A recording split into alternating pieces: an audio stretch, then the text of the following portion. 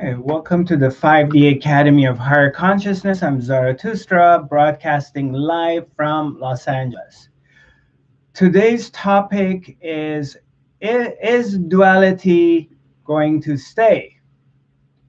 Of course, this is a very complex question, and answering it requires getting into a lot of details. And but we're going to get into that. For the moment, I'd like to welcome you all joining me today. Um, let's do a meditation. As always, we're just going to do a very simple meditation. Simply divert your attention inwards and shift your attention rather than putting your attention outside of yourself or keeping your attention on anything external, including your thoughts. Just turn your attention inwards. Bring your attention to one pointedness within yourself. And to your surprise, you may be experiencing that your mind will go silent. Everything will become quiet. So go ahead and give it a try. And don't force anything. Let meditation come to you. Just relax into this moment. Even if in the very initially in the beginning you may not be able to become quiet and your mind may be going, but it's okay. Just dive within, sink inside, and just hang out here in this moment.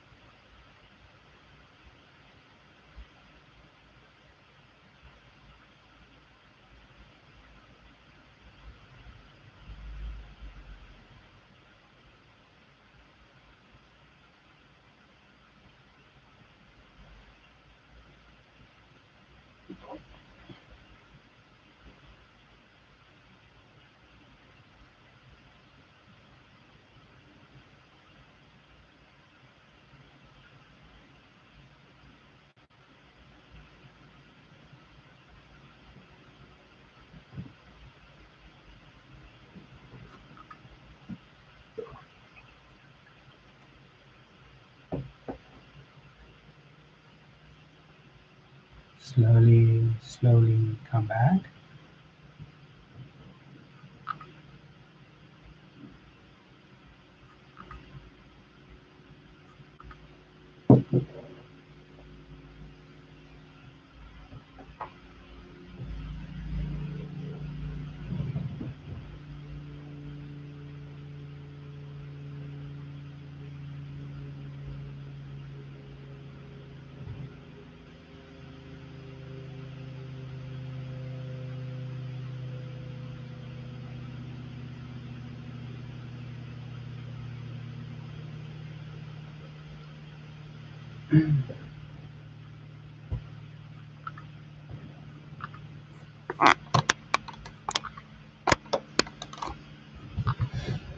Okay, so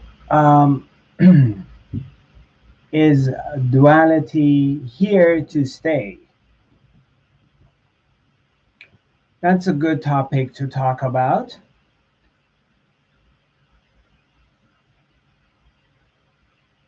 Well, let's say there, if duality disappears, means what? Means that we or I or fall into a state of oneness, but then there's nothing there to compare the one itself against anything. So if it's only one, then there is no awareness of the duality, because what are you going to compare the one to?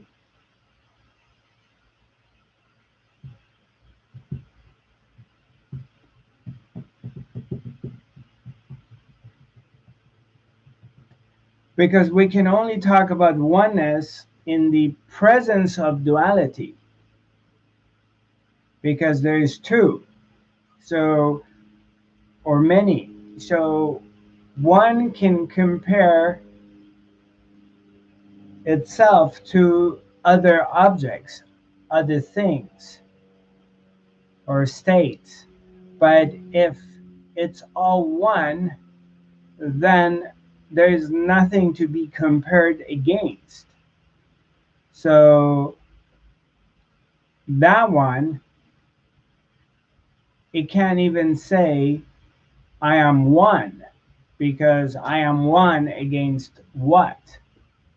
There has to be something to measure the oneness against. So in that, does this make any sense to anybody? So when we're talking about if duality is going to stay or not, this world that appears to be, this world that when you wake up in the morning, and if you're in a level 4, stage 4 of sleep, and the REM is very, very low, and basically you sleep, you wake up, and our natural tendency is to say that, oh my God, I slept so well and I was gone. I was completely gone. And there is no awareness of, I am sleeping, I have disappeared, and I'm in a very deep sleep. There's no awareness of it, because there is no sense of separation. There is no sense that I'm sleeping and I'm in a deep sleep. Deep sleep is happening, and in the process that this deep sleep is happening, the individual, the person who has the ability to compare itself to something else is not there any longer. It's like in the disappearance of who you think you are, and your mind activities, your emotions, and a sense that you have a body. Even when you're sleeping, you may be dreaming, and in a dreaming, there's still an observer. Someone is dreaming. Even though when you're dreaming, you don't see your body, you're always looking out. But there is still a sense of separation. But when you sleep, and in the fourth level of sleep, the deepest one, there is no sense of anything. I mean, you go to bed, you put your head down, and you disappear. Your body disappears. Your beloved partner who's lying down in your arms disappears. Or maybe you have your child next to you, disappears. The bed disappears. The bedroom or the apartment, the house you live in disappears. All of your problems disappears. Whatever is the problem, any kind of issue you have is no longer there. The world problems no longer there. Whatever the problems are, whatever issues happening in the world, they all disappear too. So what happens is after you wake up, when you wake up and you come back into this world, and the first thought you may have, or the first comment you may make to yourself is, oh my God, I was gone. I slept so well. I disappeared.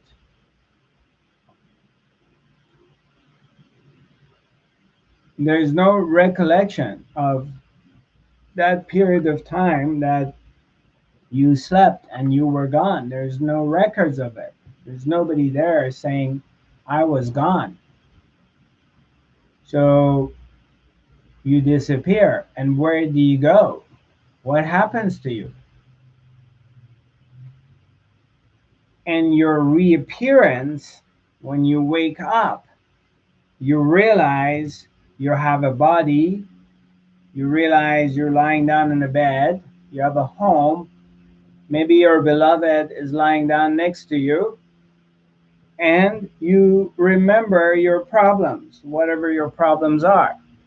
Everything comes back. But in that period of time, there wasn't anything. Everything is gone. Nothing's there. So there's no record of it. There's no stories, anything. It just disappears. So we're in this continuous shift from going into the oneness, which there is no awareness of the self, and re-emerging into the dual world that duality exists.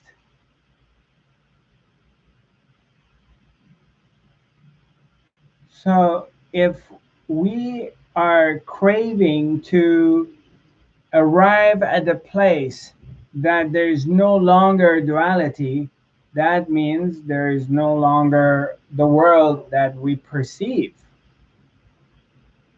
and we're dealing with. That will disappear. Because there is nobody there to record it.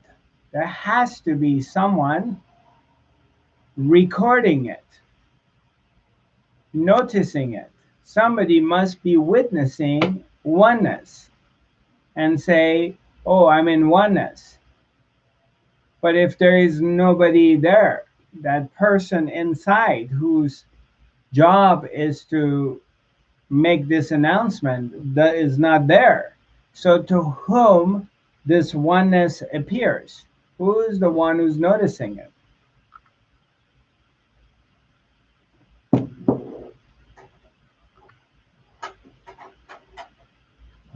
So, in a direct answer to this question is no, duality is not going anywhere. It is a part of the phenomena of awakening into the world of phenomena, this world that appears to be and only happens in a dual state, only happens, it appears to someone, somebody notices it. And if it was to disappear, then we're talking about a pure state of I am, a the purity of the being, which is always here, and it's been here for billions and billions and trillions since eternity. It's always here, but it simply has no awareness of itself. It simply is, with zero awareness of its own presence.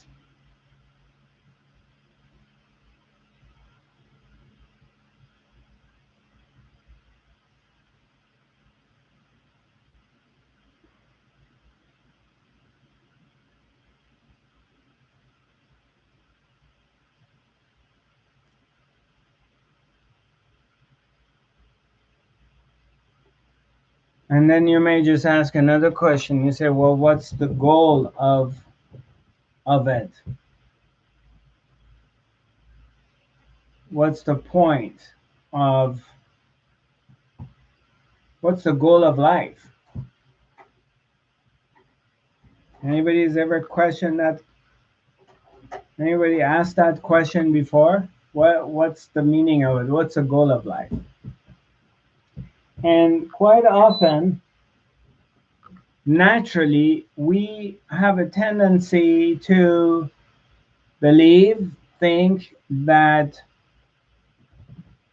life is going somewhere. Obviously, it has an appearance that it's evolving. It looks like it's evolving.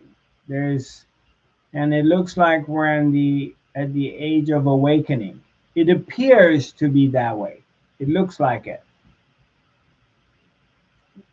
That we're entered into the age of Aquarius and it's going somewhere and it's awakening, but it only is in a form of an appearance. It looks like it's awakening. It looks like it. And life doesn't have a goal. It's itself is the goal of, and it's very difficult for the mind to understand because the mind wants to conceptualize things and put things in the box and create a situation that is digestible for it and it can understand by digesting it. But the but life by itself, it simply is. It's not trying to go anywhere. It's a simple phenomena of expression of what is, whatever that is. But it doesn't have an agenda. The sun, the day doesn't start every day with an agenda. It simply begins and it ends. Every season comes and goes. There is no agenda in it. It simply is. Now, in that process of isness, there is an appearance that it's going somewhere.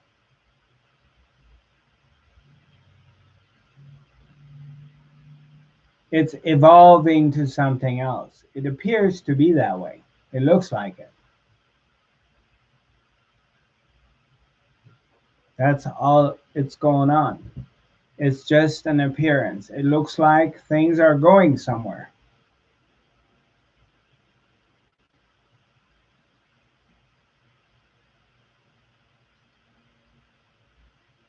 Is this making sense to anybody? Yes, no?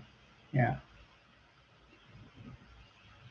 So, in a way, if you shift your attention, your focus, and shift it, in the beginning you may say, "Oh wow, that's really depressing. What do you mean it's not going anywhere?"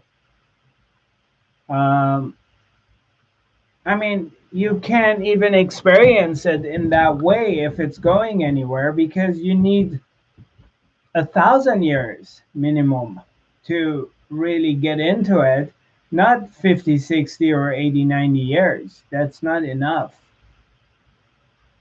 to feel it, to notice it. It's too short of a time to really get any taste of it. We're just like in an expression that boom, you're born in this life, and you're just getting an idea of what is going on. You're trying to figure out how to survive this life, how to cooperate, co-op with it, because it's very, very confusing. And I would say maybe 30, 40 years it takes before you figure out where you're at in this world. And you get a little bit of idea of evolution, spirituality, this and that, and then it's over. Then old age settles in, pains and aches settles in, and then you're trying to just hang in there. And that's it. There's not much time. You need a lot more time than this to get a much better understanding.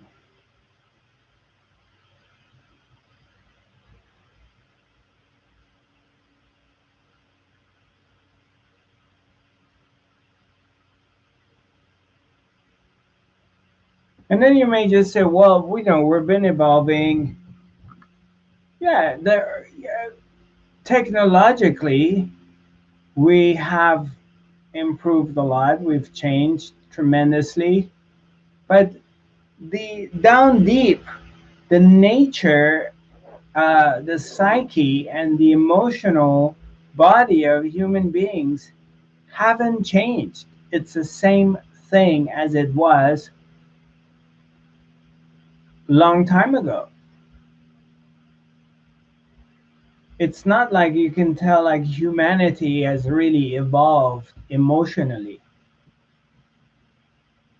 It's very, very simple. All you have to do is just watch some of the movies on theater and see where this mind, this type of thinking is. Just look at it and you will see exactly where it used to be 500 years ago. It hasn't changed. The appearance of it changed. The way it looks. Yeah, people are not doing some of the things they used to do anymore because they're civilized. But inside, majority of human race hasn't changed. It's the same thing. They're dealing with same abandonment issues, with the same anger, same jealousy, loneliness, competition, greed. It's the same thing. It hasn't changed. And you can see the status of the planet because we have enough money in the world. We have the technology, the know-how to create a utopian society, to create a situation for every single human being on this planet to have all the benefits, everything that everybody with money can have. And we can easily take care of each other. We can create a self-sustainable um, society, but we're just not there inwardly because we're completely operating from this sense of separation.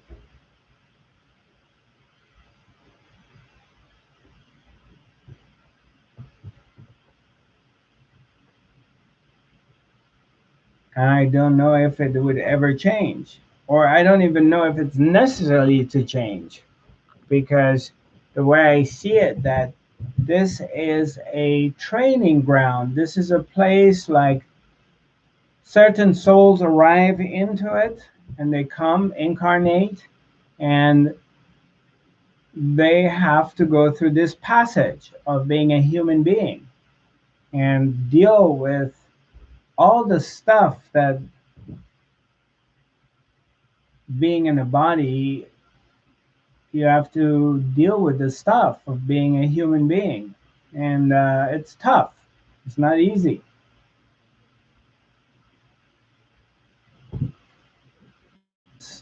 Living life is not really easy. You have to have a lot of forces working for you to get a break or have a smoother ride. Most people go through a tough ride. It, it's pretty tough. So it's kind of like a schooling place. Now, what are we going to do? We're going to destroy our school, okay? And by evolving it, maybe it become a very, very smooth ride. So let's say we have created this utopian life. So whomever is incarnating and coming into this dimension, whatever reality it is, so now they're going to have a very, very smooth ride. And they won't be challenged. So now we're talking about a different school. It's not the same school. And since I'm not one of the architects of the universe, I have no idea how many different schools they've got or what levels that you have to go through. Um, if there are other parallel planet Earths or dimensions parallel to this, identical to this one, maybe it's a little bit easier or it's a different agenda. I have no idea. Where would you go? Okay, you go, let's say you incarnate into a utopian situation. And so then what? You're not going to be experiencing greed, anger, um, being left out, betrayal, um, rage. It's going to be like really tranquilo the whole time. Is that then human race needs to experience at that time? I don't know. I can't answer those questions because I can't see the big picture. I can't see 5,000, 3,000 years of be able to really look at it and get an idea. Is this what these new people coming to this world need? I have no idea.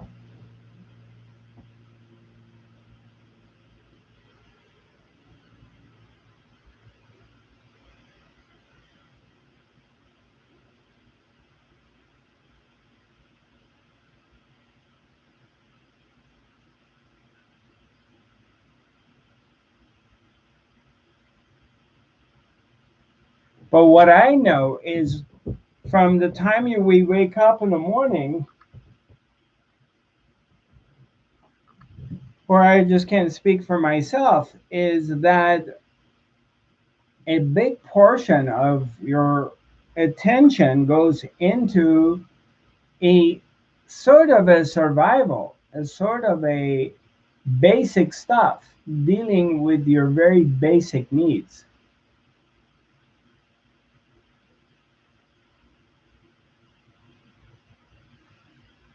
That part I know. And this involvement, deep involvement into dealing with the basic things, um, really totally occupies you. It doesn't give you a lot of time to venture around, because most people on the planet, they're trying to make a living. I mean, in their adulthood, and they're trying to keep up with their bills and their health, their status in the society. So they're very much involved with these kind of things, or they're raising families, so they have to tend to their family's needs. So if you really look at it, you will see majority of human race is very much involved into just daily survival. Yeah, there is a small percentage of people on the planet that they're well off, or their existence has created a situation for them that they don't have to worry about paying the rent next month or making a living. Yeah, that's a very small percentage of humanity, but the rest, they're very much involved in making a daily living and hanging in there somehow with whatever, whether it's with financial status or in relationships with their children, parents, partners, um, relation with work, whatever it is. And as you can see, um, there's also a lot of people can't make it. They don't. They cannot survive in that environment. They don't have it, or they don't have particular skills that they could hang in there. Like, okay, you're living in a society. I mean, you have to deal with a lot of things. You have to be able to figure out a way to have an income. You have to pay your bills. You have to make sure your driver license is not expired, making sure your car insurance is not expired, your health insurance is there. Um, you're on top of things. You're taking care of bills. You're obeying the law. You don't get into trouble with the law. Not getting into trouble with your family, with your partner. Physically, you're maintaining yourself all the time, capable of your functions. And then you look around and you have family, friends that they can't pull it together. There's always, they have a problem, whether they're having a hard time making a living, or keeping up with their bills, or keeping up with their obligations, um, taking care of their own body, taking care of their family. And you can see, you've all seen it, like after a while they fall apart. They just drop the ball. So, and how do we view them? Just because they can't be a part of the norm, they're not able, they don't have those skills or discipline or training to be able to pull it together. So then we just kind of look at them as like losers because they don't fit in. But again, life is not really in so many ways. In If you want to look at it from um, a certain point of view, it's not very easy. And in some other ways, once you reach a certain level of consciousness, and in that level of consciousness, you're able to surrender to what is, and you understand the space, you understand the vastness of the being, and yeah, you fall into that, then it starts becoming easy. But until you get to that point, you need a very strong, powerful spiritual practice to prepare you to get to that point, and you need to be supported. You need support. So it is definitely a process, and this process, to me, is a part of coming to duality of this life, coming and living life, and see how far you can go with it.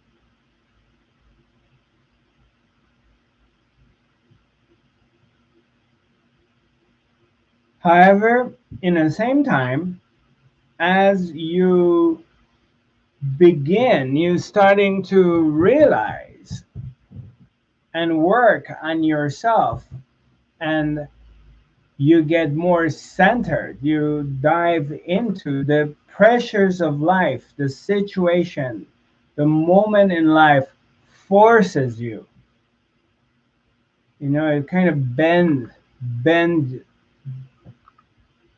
bends you, and it forces you to shift your attention inwards. And as this shift happens, which it could be very painful, it could be a very could be a process of a lot of struggles too. But as this happens, and then we don't know when it's going to happen. This may happen in, you know, to you in your early 20s. Um, it could happen when, you're at the end of your life, or a series of different things that you may be calling it struggles and suffering. You're struggling, you're suffering. Different things are happening to you, whether it's financial struggle or it's emotional struggle, whatever has happened. Maybe things happen to you, traumatic events occurred, and then it kind of forces you for your attention to go inwards.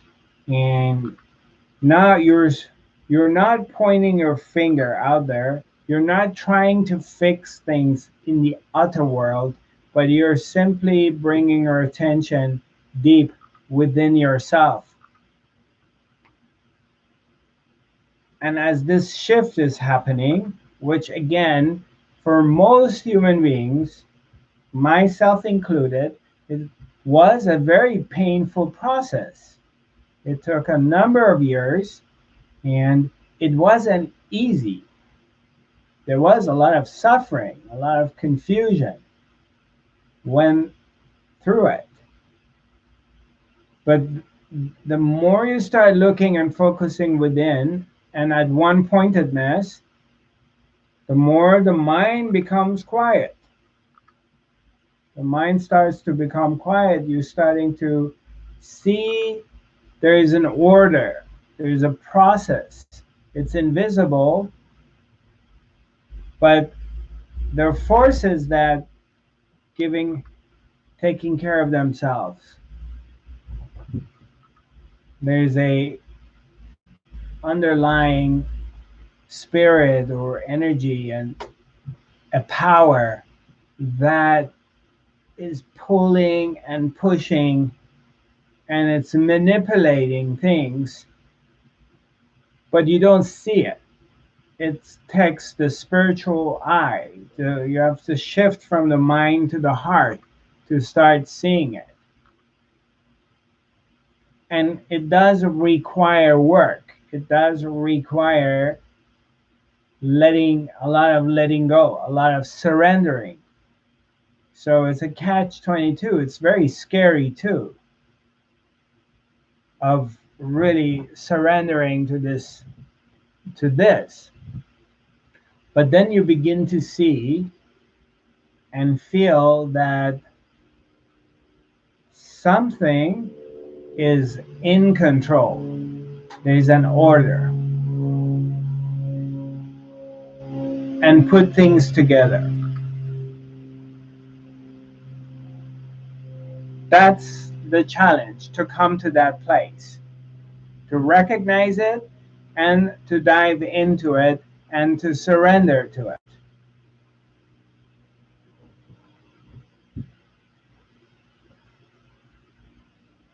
But once you start to notice it and touch it and dive into it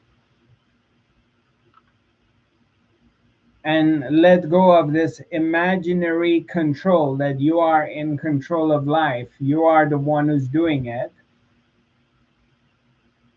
then you start to get the taste that actually it's could be a very smooth ride.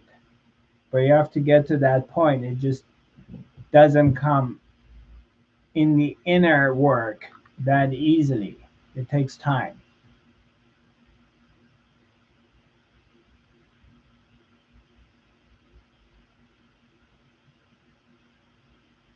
Anybody has any questions?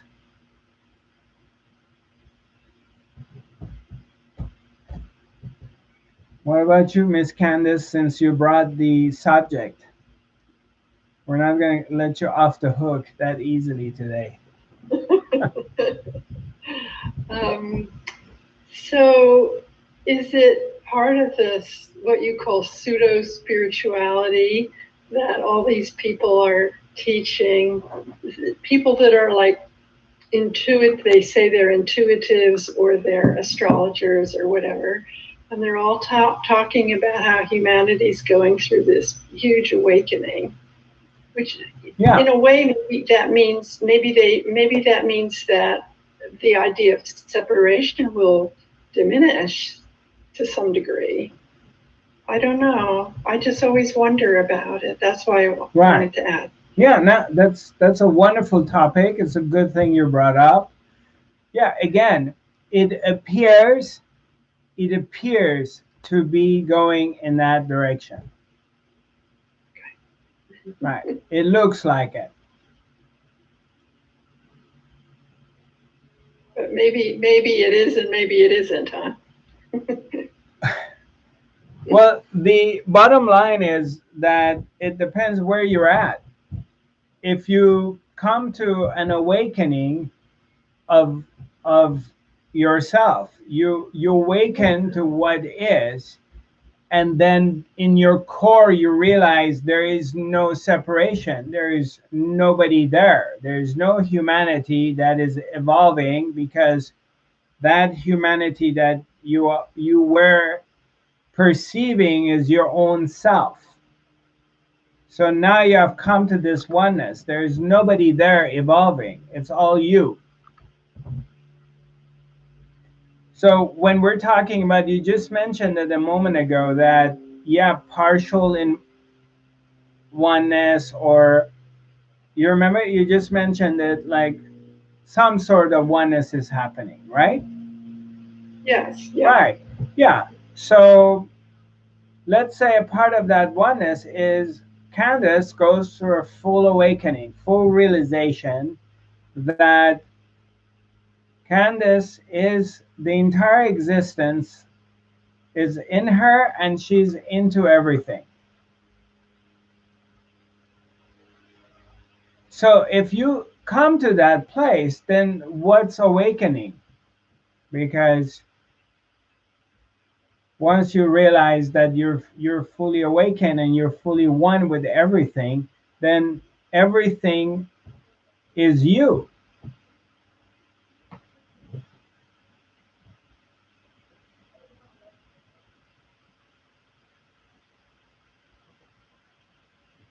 So, okay, I'm going to put it this way. And we talked about it, I think, a couple weeks ago. I believe so. I'm not sure. But it's good to put it into different frames, because sometimes, for me, it's like that. I don't, I don't understand something from this point of view, but then somebody uses this different kind of language and Yeah, examples, then it clicks for me. right. So we're gonna go back into the original uh, thing, that is consciousness, God, presence, the kahuna, in its original state, in the very original state of consciousness. And it's in very original state of the vastness of the being. The being is just is. It's like here.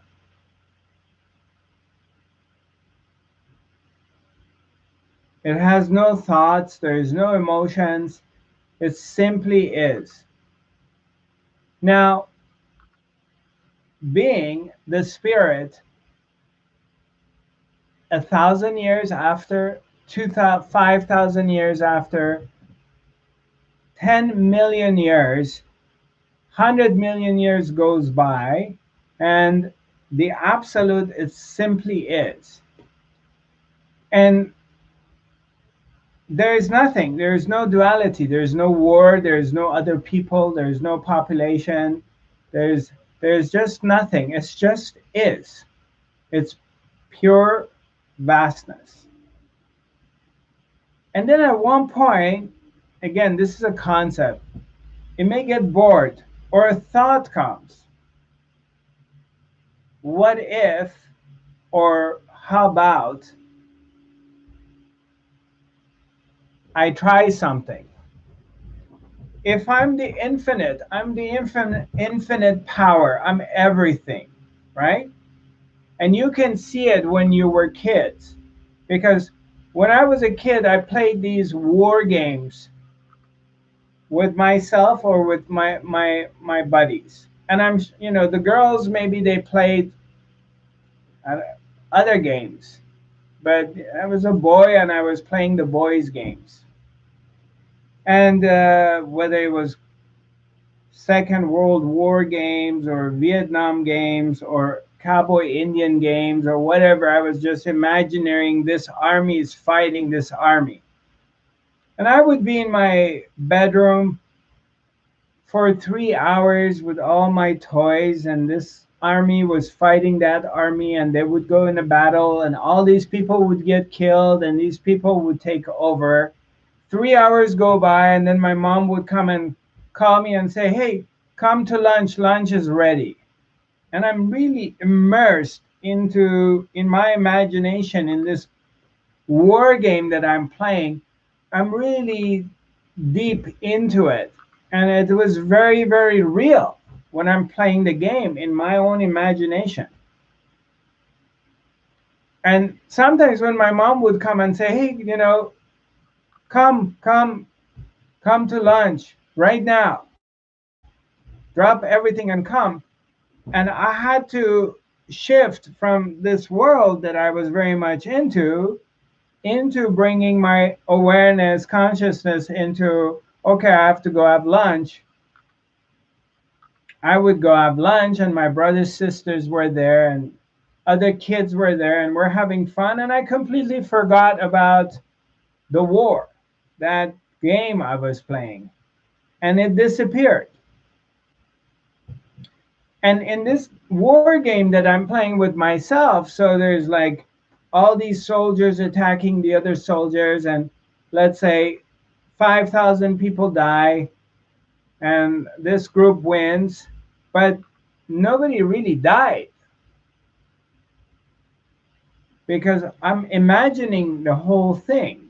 It's a game I'm playing in my head, right? Are you with me? Uh, okay. Now, if I can do that as a 6-year-old kid and be able to use the power of my imagination at age 6 or 7, don't you think God at infinite age can do the same thing? Imagining a world imagining worlds and playing all the characters in the movie, appearing as a good guy and appearing as a bad guy. They're both the same. And I know a lot of people have a hard time with this part. I know a lot of people, they really, this is a hump for a lot of people. They just cannot comprehend it, because I go, okay, if you give me all the powers in the world right now, and I go, look, I want I want to try a lot of different things, and you say, okay, you can be a lot of different things simultaneously. And I go, you know what? All right, I'm gonna go in the ocean, and I'm gonna be a fish. I'm a goldfish. So I'm living the life of a goldfish and other goldfish. And then I see a shark. I go, that's really cool. That's a badass shark. And you know what? I want to be the shark too. So I want to be the shark who eats everything and attacks everything. And I want to be the goldfish who is being attacked by the shark and gets eaten. So, is there a good or bad in this? Is there a violence? Has it been violent if I'm both the shark and the goldfish? I'm both of them. I'm experiencing both bodies, sensations, emotions, and one goes and eats the other one. Well, the one who goes and attacks and eats is experiencing conquering, and the other one who gets eaten is experiencing being conquered and eaten up. I'm end up being somebody's lunch. So now I'm experiencing all those emotions of being eaten up on one hand, and the same me is experiencing eating something up. They're both the same.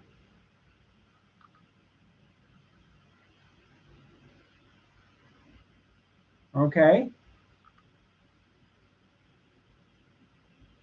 They're both expressions. One is the aggressor attacking and taking over and destroying and eating and tearing apart something.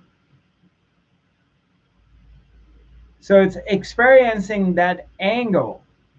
And the other one is being torn apart and is being experiencing dying, death.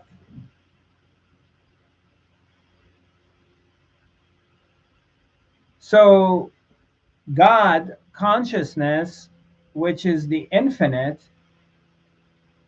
since this is happening, it's in own imagination. The entire thing is happening, it's in own imagination.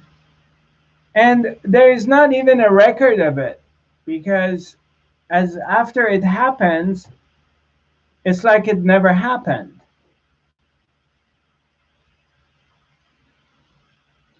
Like, you may sit down and look back and say, okay, the history of human beings or the planet Earth, right? Everything that's very important to us, everything that is important to you in this life is from where?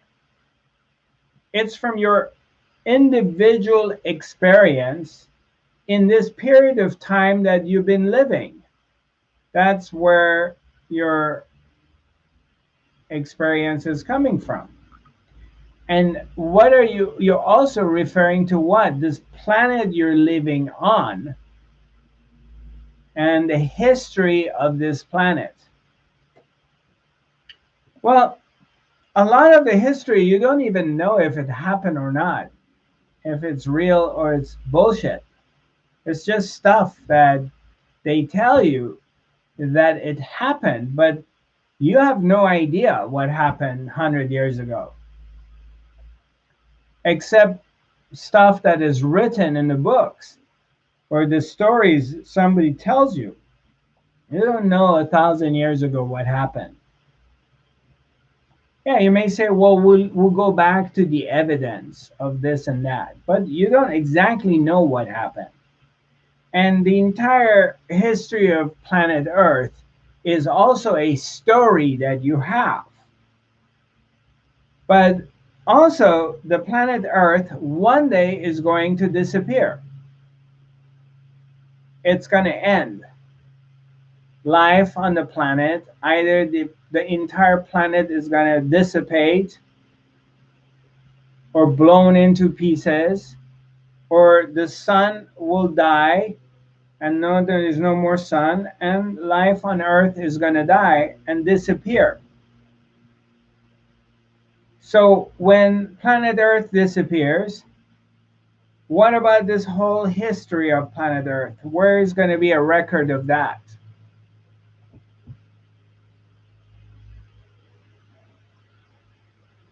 Everything else is going to be gone with it.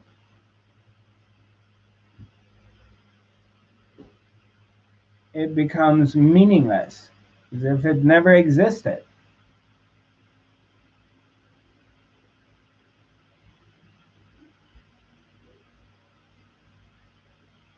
The deeper you go, the more you start to realize that if you adopt, if if for some reason you can, your mind allows you, you can go beyond the hump and you can start looking at this whole thing, the entire world, all of it, with all of its beauty, its ugliness, the entire thing that is functioning, and it's always been functioning,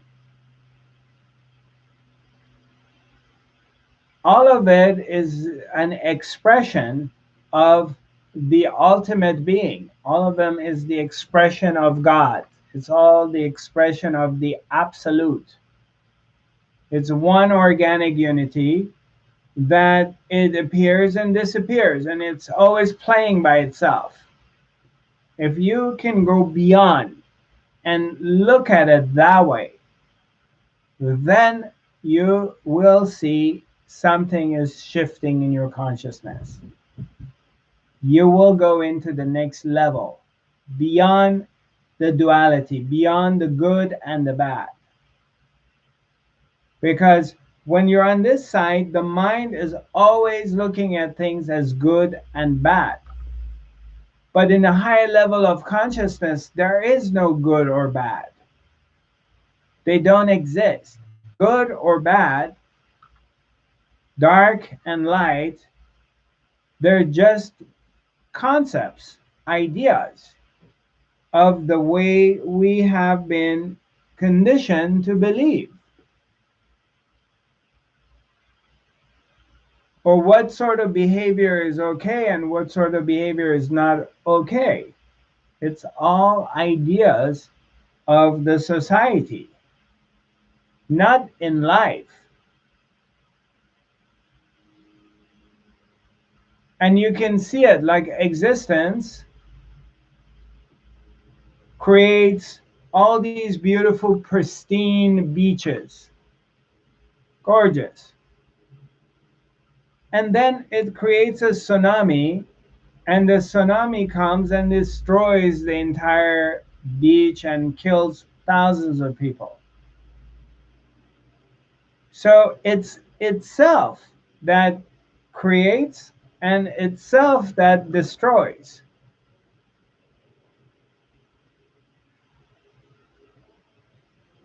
One is the expression of creation, the other one is the expression of destruction. They're both equal.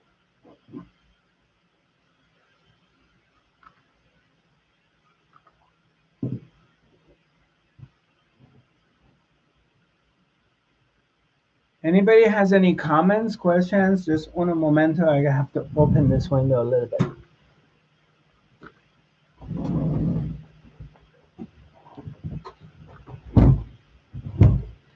Hi, Mona. Welcome back. Hi, Agatha.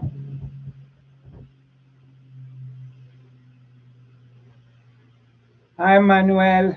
Manuela. Manuela. Where are you from, Manuela? Manuela. I'm You can. Hawaii. Hawaii. Hi. I Where in Hawaii? Maui. Maui. Yeah. How's it going in Maui? Mm. It's going. It's everything is the same as everywhere else, but you have the nature and you have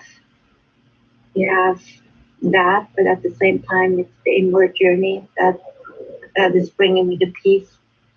And listening to you is very very beautiful, and I'm very grateful. And when you say, for example, one thing that just came to me was like when you look at the analogy of the fish and the shark, so you can be the attacker and the attacked, right? That's what we can be in life. We can be both in the duality. But then the question is, so what is if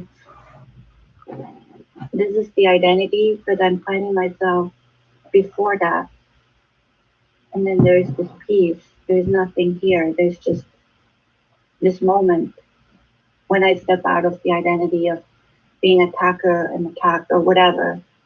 And the same in this duality world. If I have a thought that it's going to be bad or this or that, it's still a thought that arises out of the nothingness that I am when I am before everything, which could be called the absolute, I guess, when you're speaking about the absolute or God or consciousness. There's just nothing here. And it's in that moment that there is this quietness. And Beautiful. that's a process that has been on for very long. And I'm 62, and I feel very grateful that it's by sitting with you now. It's reconfirming itself by itself, and I'm very grateful for this. And I'm thanking you for this and everyone that's here. And that doesn't mean my mind doesn't get into the emotions or whatever it does, but I feel reconfirmed knowing that there's people like you who are on that same journey, and that this is actually the end of the search, Beautiful. basically. Beautiful. So thank you so much, and I'm very grateful. Well, it's very nice having you. Yeah, always. You're always welcome to join us. And I'm Thank very, you. very happy to hear of your realization and the fact that you're seeing it. Yeah, Yeah. yeah. It's like an unfolding. Yeah, it's an unfolding. It's but once you're experiencing this, then it's also so beautiful to sit with others in this, no matter where we are, but just to share, to be in this moment together and Yes. this expansion. So I treasure that that's happening, Yes. Beautiful. and I treasure all the questions also, um, because I have a pure knowing that this is possible now. There's a knowing this is Mhm. possible, and Right. you just stick with someone like you or anybody that is on this path. Just keep listening, and it just happens little by little. It just Right. happens, or it can happen. And So thank you. I it takes a lot of the pressure away, like from the pseudo spirituality that is constantly is working on evolving or uh, getting to the next place. That's a lot of pressure. Yeah, but that's the other question right there. When you look at it from the perspective of I am doing or I'm the doer, versus when you come to this place where you really see, no, I'm not. I haven't done it. I'm not doing anything, and it's the vastness. Like that's what I'm saying. Living in this nature here is very supportive. It's just this vastness. It's coming and it's going. The wind comes and goes. The rain comes and goes. Tsunamis can come and go. Earthquakes can come and come here. This is all. It's all just it's all fleeting, but what's not coming and going is the essence of us. That's the Mhm. essence. And I love how you say that for millions of years, that essence, and then a thought can arise, and boom, one thought can create such universes. And I'm realizing that while you talk, so I don't know, I'm so grateful. I'm just gonna put on Beautiful. my camera for a moment so I can Mhm. see. Yeah. Well, what? Hi, Hi. everybody. Yeah, nice to see you. Hi. Mm, Yeah, welcome home. thank you. Thank you so much for sharing. Yeah, welcome. Mona, you were gonna say something. Go ahead and you can unmute yourself. First of all, I say hello to everyone, and I'm happy and grateful for the opportunity to be here. I don't know, because of the internet connection, I might get disconnected, but I Okay. hope that it doesn't happen. Have you got my voice clearly? Yeah, I can hear you clearly. Yeah. Okay, good. So, actually, first of all, I want to thank you for the guided meditation, which is great. Like, I listen to it almost every day and I meditate with them. I wish that we had more of that. I don't know if you have time for that, but they are great. You're The you're ones that you have you're on refer YouTube. uh my guided meditations on my website. There is actually, if you go to my website, there's 6 of them. So I don't know if you've seen them. You can. Um, I, I checked YouTube. On YouTube, I think there uh, are four, right. and two of them are my favorites that I listen to daily. One was Mhm. Detox Your Soul, that was great, and the other one was Presence. I cannot remember the whole title, but it was great. I wish that we had more of that because I feel connected with the water, and Mhm. there you discuss water and everything. I mean, I really enjoyed it. And to be honest, I watch your videos every day. I got addicted to your videos on YouTube. I love them. Like, I listen to them and I enjoy them. I laugh with them, with the words that you use. I mean, I understand them. Every single word makes sense. But today I listened to, I cannot remember exactly which one was it. It was a kind of retreat you had 8 months ago or 9 months ago. There was something you were talking about children and the fact that we are considering them as investments for future, and we have single parents, and or everything is changing so fast and these things. I cannot remember exactly, but the only thing I found a kind of contradiction that was like I couldn't digest it well. It was about you said investment for future, but at the same time, in most of the videos, you say that future is projection of our past. So in that case, it was like I said, okay, so why should we think about it like this? Like, why are we investing on children? To be honest, I'm not so into having children and these things. But the thing is that it was like a little bit weird for me. I couldn't understand it. Maybe I couldn't understand the concept. The other one, to continue with that, you talked about communal, taking care of the children in a communal society. Again, that one I couldn't understand it Mm. because I mean, it's irrelevant to this session. I'm not sure if we can discuss it this session, but I couldn't understand it. It was a little bit contradictory to the other videos. Maybe I Okay. couldn't understand it. Right. Right. Well, let me. I would listen to this video that if you send it to me, so I know which one you're referring to, and then I can just listen to it, and then we can talk about it next week. Um, Now that you brought it up, I remember something, but I'm not exactly sure the topic of that video. So, um, whenever we are talking about the 5D consciousness, 5D awareness, a non dual way, state. I mean, the state, saying state may not even be the right word, but the moment that we start talking about these things, it falls into um, duality. So anything I say, the opposite of it is correct too, because it's basically impossible to talk about non-duality and not use words. I mean, the only way you can convey it in a pure language, which is the only thing and the most powerful way, is silence. Like, just absolutely silence. Now, I'm going to get back to what you brought up is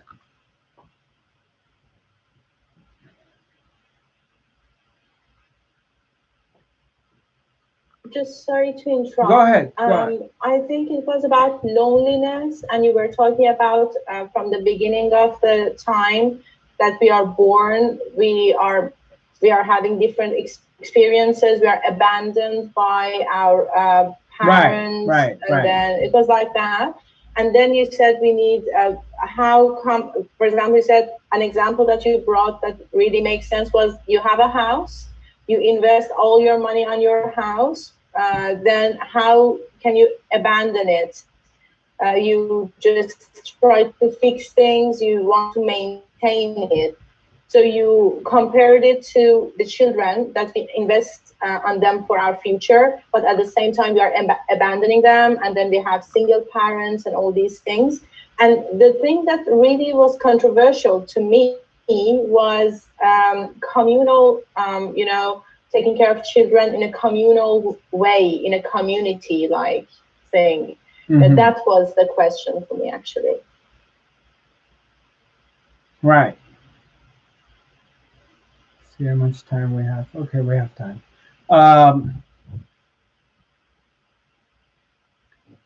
Let me watch that video so I get familiarized with it again, and then we can talk about it.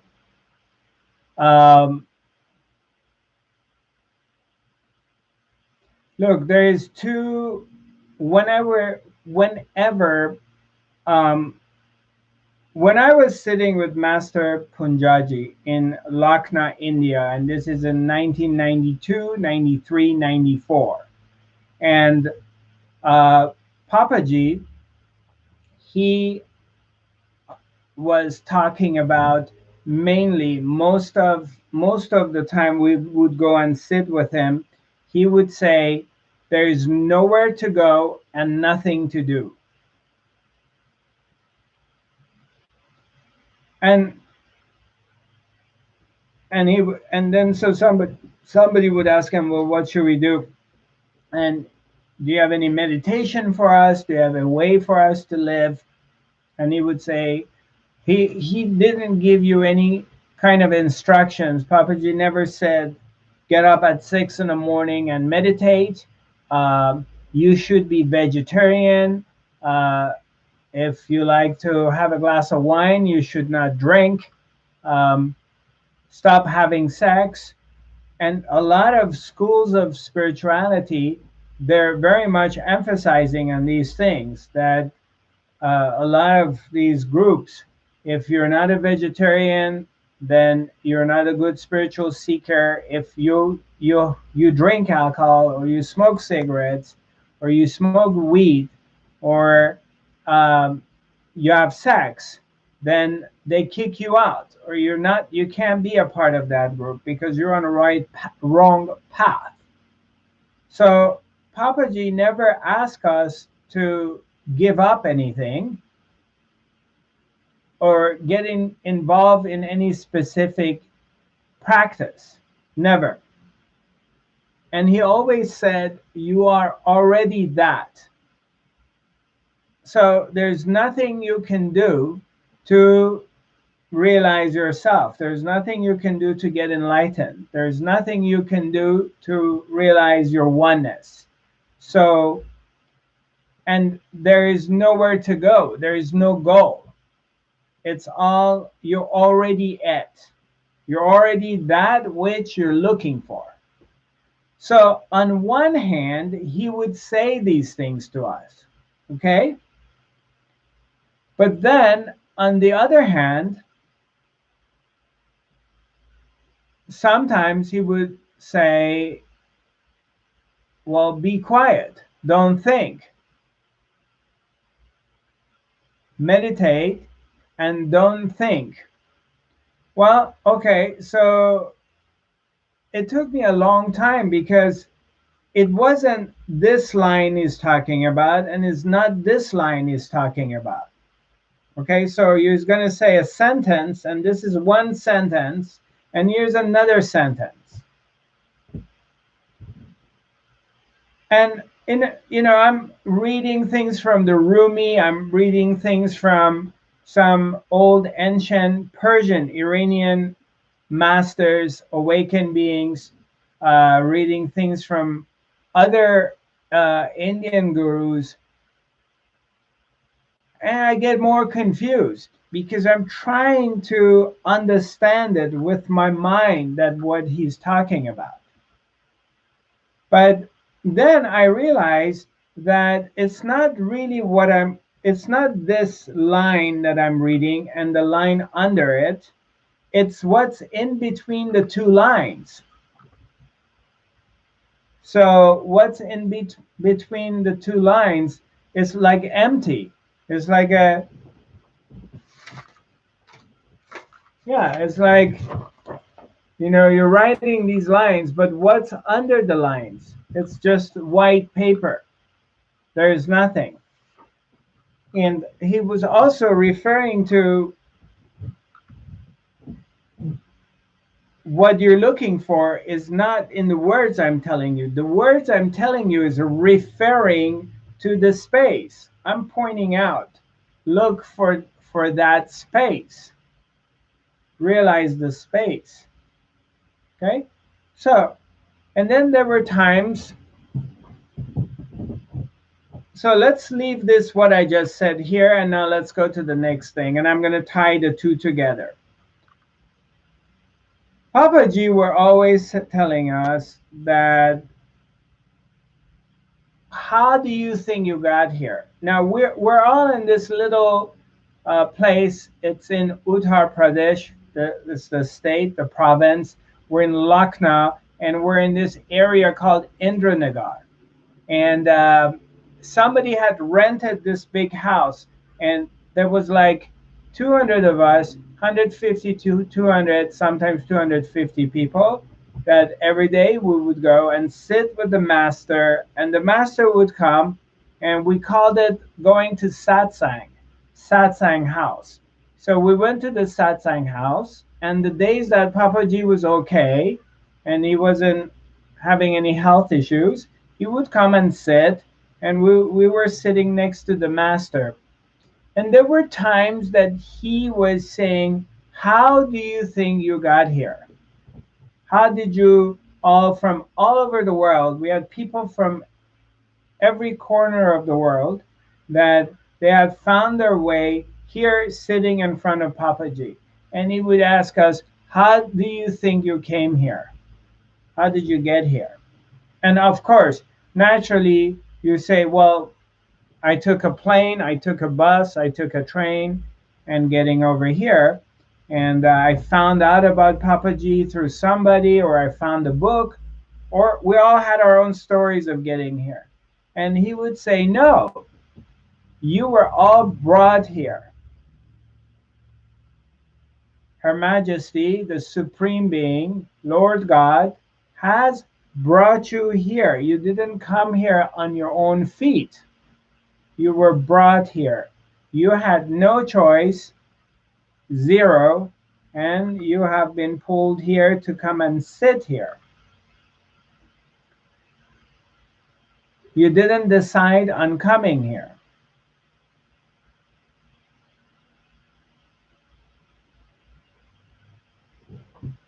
And there's nothing you can do to accelerate your awakening. You can sit down and meditate 10 hours a day. You can be vegetarian. You can get your mala and do the name of a god, do like Hare Krishna, Hare Krishna, Hare Krishna, do it 10,000 times a day, it won't make any difference. It's not going to accelerate your awakening process. Or you can go back to America and work in an insurance office or work in a title company and eat McDonald's every day, and you may get awakened. And there's nothing you can do about doing that.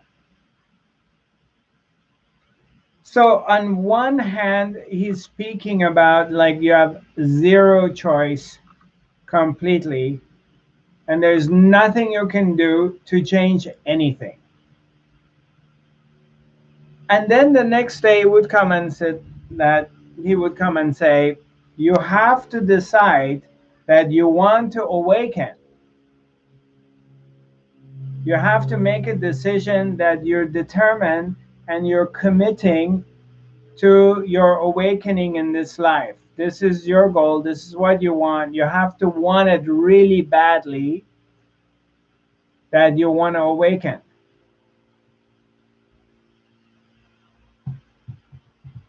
Okay, so if I have zero choice, there's nothing that I think, I feel, or I do is mine, then how can I decide to awaken?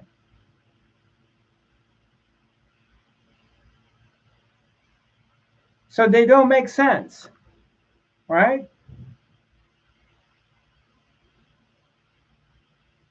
And I couldn't understand it. I could not understand it for many, many years. It was very frustrating because I was torn in between two worlds. And I remember I came back to the US. I came back like in 94, hoping I can go back, sit with the master. And he died in 97. Uh, and then I was lost in a period of time looking for a spiritual community, and I didn't have my spiritual community. So it was very painful because I would get bored talking to mainstream friends and family who had no idea of my experience, and I didn't have my spiritual community, so I couldn't connect because I wasn't going back to India to be a part of the satsang family. So you have to look around, see if you can find something. Anyway, I moved to Sedona, Arizona. I go, and then I find a spiritual community again, and I felt back at home. But I'm struggling in between these two worlds. And what are these two worlds? One, let's say the world above, and one is the world below. I'm just using above and below only as a point of reference because that's all it is. And a part of me very strongly is thinking, you know what? Forget about anything. Forget about that I don't have money. Why don't I just fly back? I buy a one-way ticket. I go to India, and this is still when Papaji's alive. I go sit with the master. I put a lungi around me. I throw my passport away, and I'm just going to be a beggar and sit with the master or sit with any enlightened masters and live that life of a sadhu, of a seeker, and until I become fully relaxed. And a part of me very strongly wants to do it. It's like, this is all I want. I don't care about the worldly possessions. I want to let everything go. And then, in the meantime, I'm struggling with this other part of mine that enjoys driving a nice car, enjoys putting a nice jacket on, enjoys going to a good restaurant and sit there and order wine and dine, and enjoys the the worldly stuff. So I'm having a very strong part of me that wants the world, and the worldly stuff, and there's this other part of me that only wants the world of spirit. And there's this big conflict inside me, and this goes on for maybe 8, 9 years, and I'm fighting it.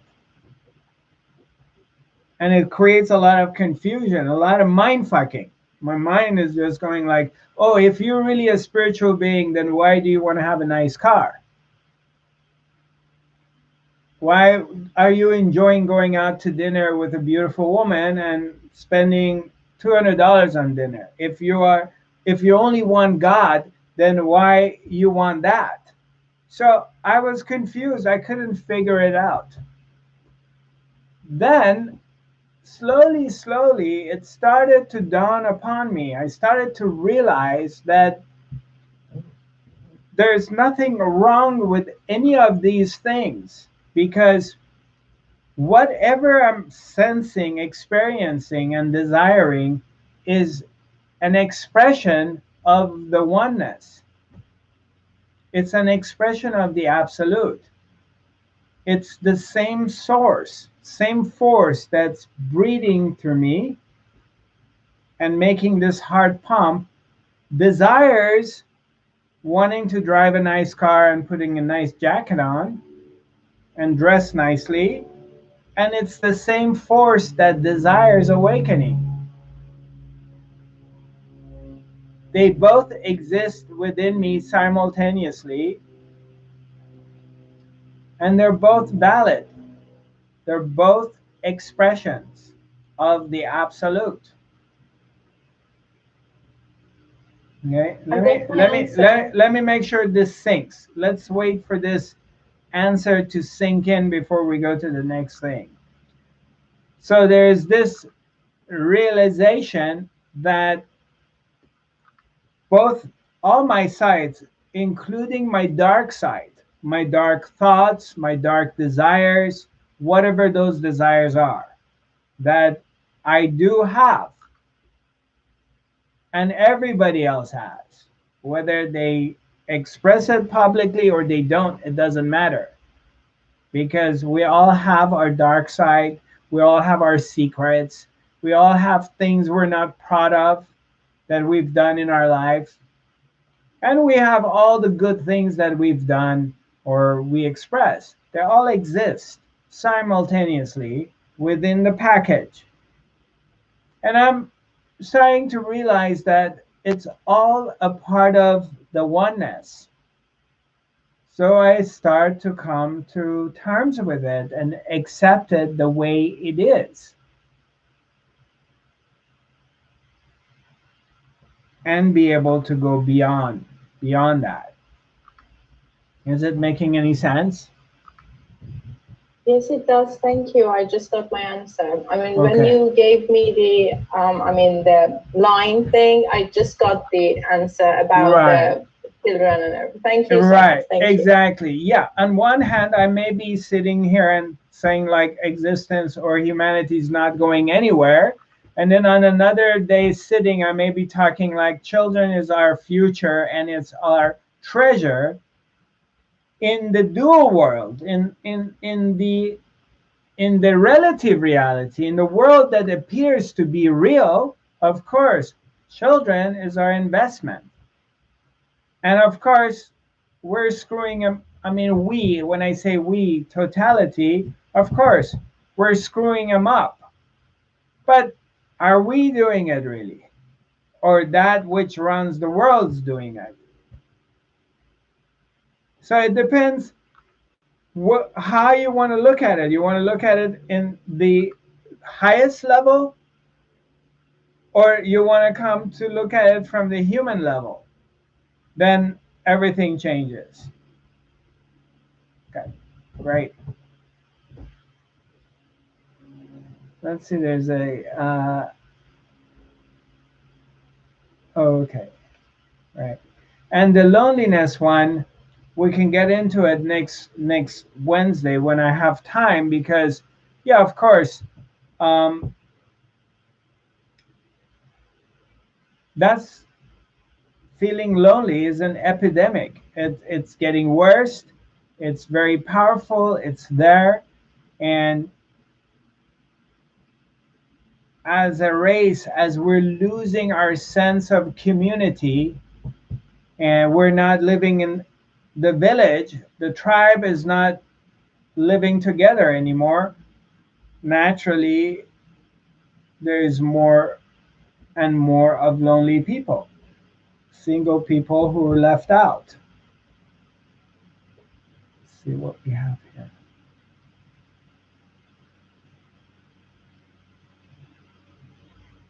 Okay, great. Okay, yeah.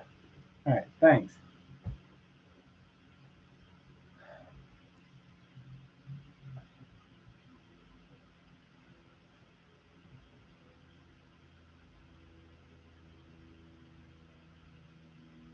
Now, if you really want to be confused, then watch some of Osho's videos. Then you get really confused.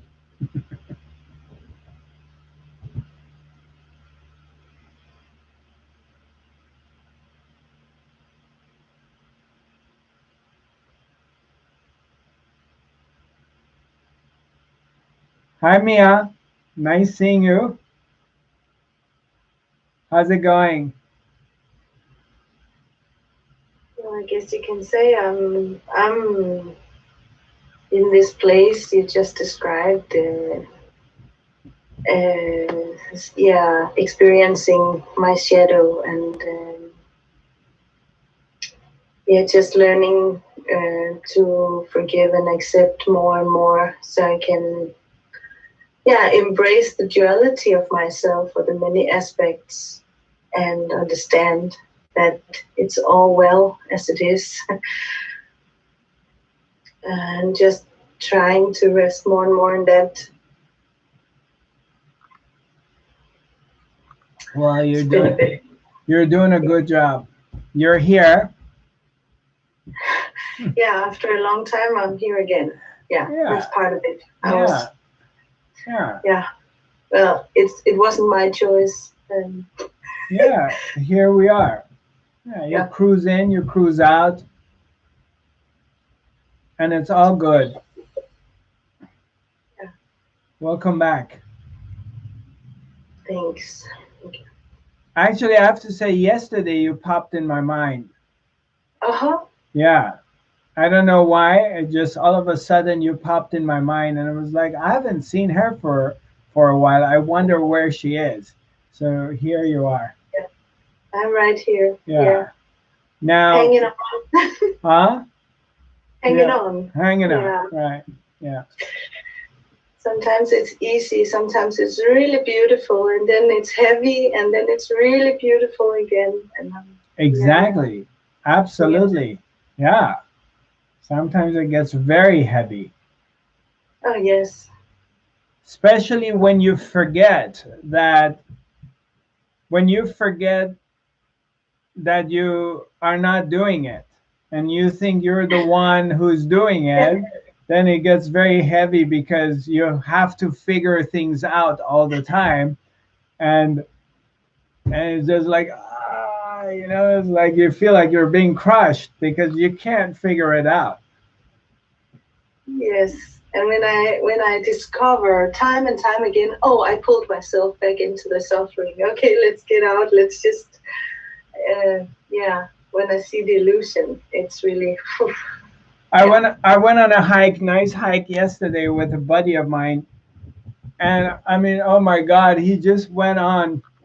Oh, I'm going to be doing this and I'm going to be doing that. And 45 minutes goes by and I go, and yeah, I know you're going to be in Tulum. And I said, how do you know I'm going to be in Tulum? I have no idea where I'm going to be, oh, are you going to go back to Europe and teach?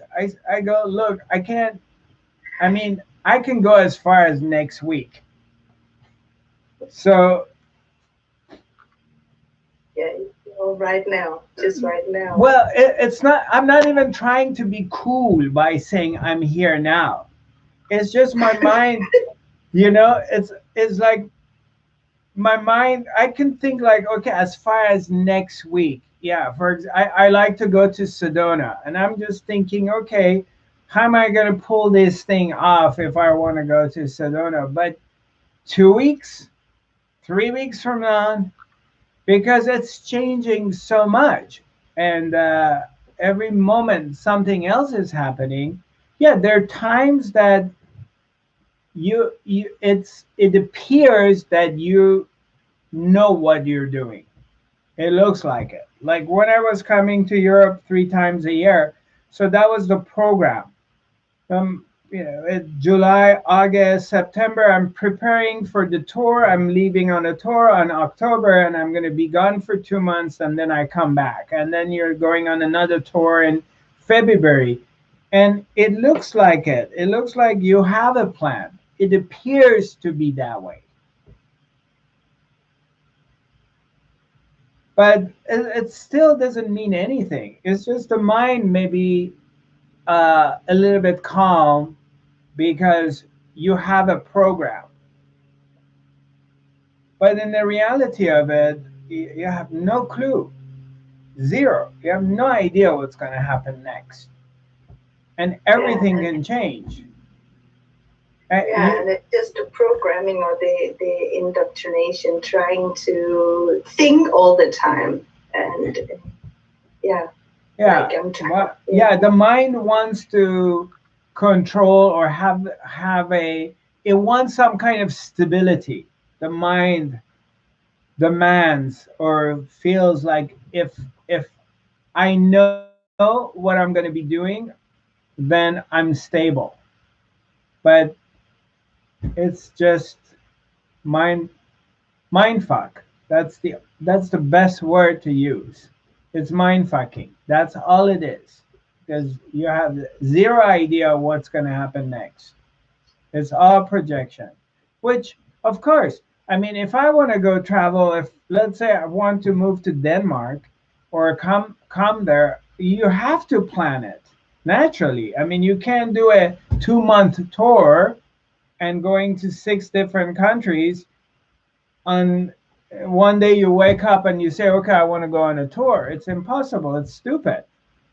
Oh, but I'm really in a moment. Yeah, but in a moment you can't do it because people have to organize things and bring people to your events, and you have to put advertisements, and you have to rent Airbnb, and you have to buy your ticket. So that's impossible if other people are involved, unless you just wake up one day and jump in a plane and go somewhere. That's a different story. So you of course you have to plan it. Naturally requires using the mind and organizing. But that But even doesn't. then, you don't know. Huh? But even then, you don't Oh, know. you still don't know if it's going to happen or not. Like what happened in March of 2020. I'm just about to leave on my tour, and then President Trump. I mean, COVID happens, and that was it. That was the end of it. It ended right there. You think you're going in that direction, but you ended up being somewhere else. And that's what life is. Every moment of it is like that. And in a very micro dosage, it's happening all the time. We're just not paying any attention to it. Like you wake up in the morning and you think today you're going to be doing this, this, this. And then all of a sudden you have a horrible migraine and you don't do any of it. Or something happens, you get a phone call like someone needs your help or is hurt. So you end up doing something completely different. It happens in the micro dosage all the time.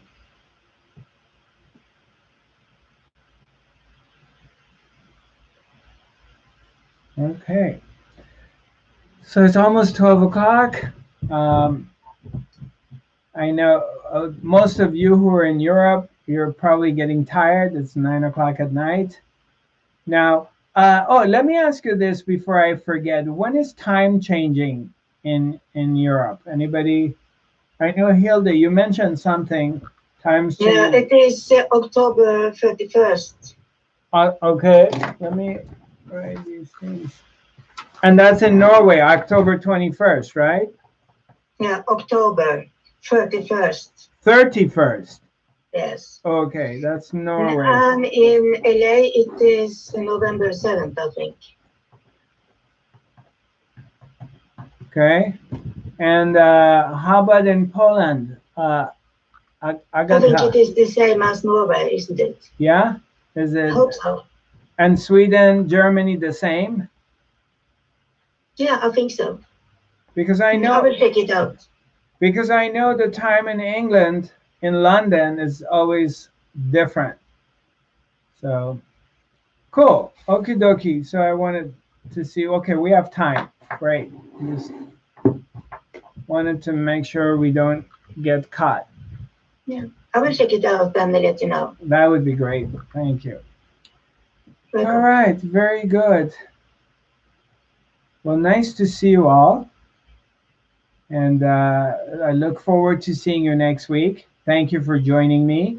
Um, you're welcome to write an email to me if you have any suggestions or questions. My email is info@zarathustra.tv. My website is zarathustra.tv. Those of you who are interested in the meditations, if you go to the media section, uh, and under the videos, we have 6 guided meditations there. It's under the media section. And my social media name is Zarathustra 5D. That includes YouTube, Facebook, Twitter, and Instagram. A copy of this broadcast is going to be emailed to you. Also, the video as well as the podcast.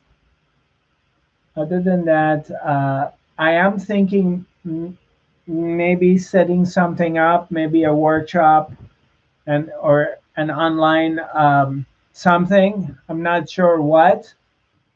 Maybe you want to make some suggestions, um, but I'm just kind of feeling it to see if the energy is there to put something up. But if anybody's interested, just write to me. I'm more than happy to consider it. Other than that, I don't have any other programs being offered right now. I look forward to seeing you next Wednesday, sending you a lot of love and light. Be well and God bless you. Namaste.